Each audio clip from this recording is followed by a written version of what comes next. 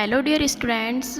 बच्चों, आज हम अपनी क्लास में हमारा इंग्लिश का लेसन सेकंड रीड करेंगे। हमने इसके 2 पार्ट पहले पढ़ लिए थे। आज हम इसका 3rd पार्ट जो पेज नंबर 10 है उसको रीड करेंगे।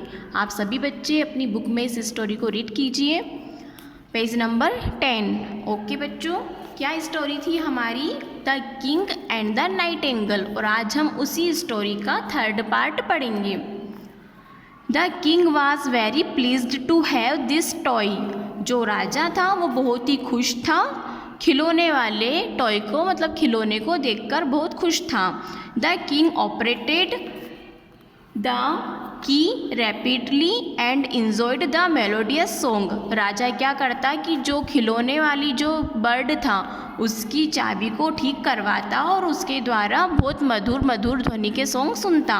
By and by the king paid no need to the real nightingale and remained busy and hearing the song of the toy nightingale. क्या हुआ, जब राजा को खिलौने वाली नाइटिंगेल मिल गई तो वो उसी से मधुर मधुर ध्वनि वाले सॉन्ग सुनता रहता था, और जो रियल नाइटिंगेल थी मीन्स जो असली बर्ड था उसके ऊपर वो ध्यान नहीं देता था।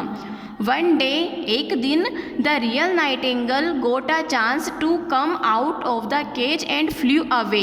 एक दिन क्या हुआ कि जो असली की नाइटिंगेल थी, जो असली का पक्षी था गाने गाने वाला, उसको मौका मिल गया कि वह पिंजरे से निकलकर बाहर उड़ जाए। Now it was so happy. और अब वह बहुत खुश था।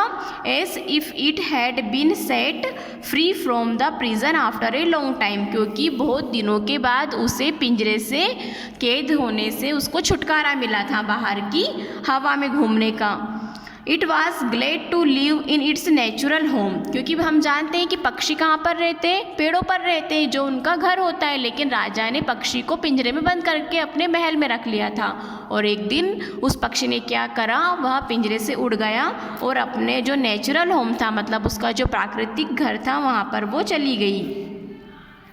When the king come to know about this incident, जब राजा को इस घटना के बारे में पता चला, he did not care for the real nightingale as he now had an artificial bird।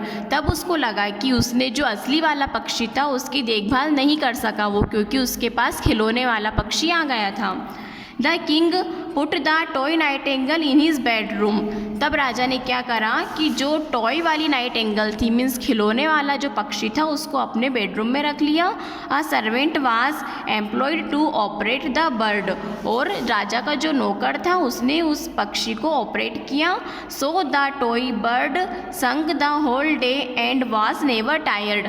अब देखो, खिलौना तो कभी थकता नहीं है। रियल नाइटिंगेल गाना गा करके थक जाती थी, लेकिन जो टॉय वाला खिलौने वाली जो बर्ड थी वो पूरे दिन गाना सुनाती रहती थी और वह थकती भी नहीं थी। One evening there was a heavy dust storm.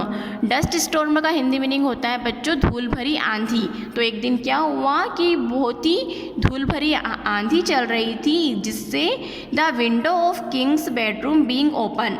आंधी से जो राजा के महल की खिड़की थी वो खुल गई थी। The toy Nightingale fell down from the table and broke into pieces. तब क्या हुआ कि राजा के रूम में जो नाइटिंगेल रखी हुई थी, टॉय नाइटिंगेल रखी हुई थी, वो हवा के चलने से टेबल पर से गिर गई और टुकड़ों में टूट गई।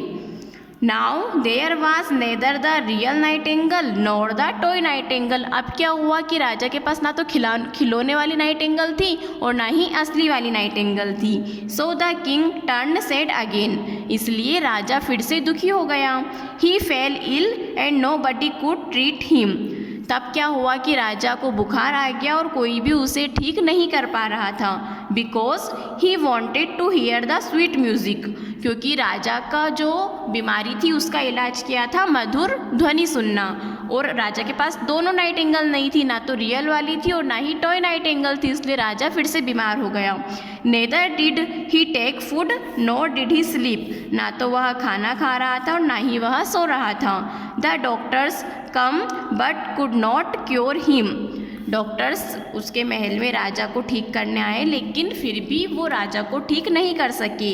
दे said the king will die soon. तब डॉक्टर ने क्या कह दिया कि राजा जल्दी ही मर जाएंगे। ओके स्टूडेंट, तो ये हमारा पेज नंबर 10 पर स्टोरी पढ़ी हमने और इसकी जो 4th पार्ट है उसको हम कल स्टडी करेंगे। आप सभी इस ब्यूटीफुल स्टोरी को रीड कीजिए। ओके, इसका जो लास्ट पार्ट है उसको हम कल स्टडी करेंगे। Goodbye students.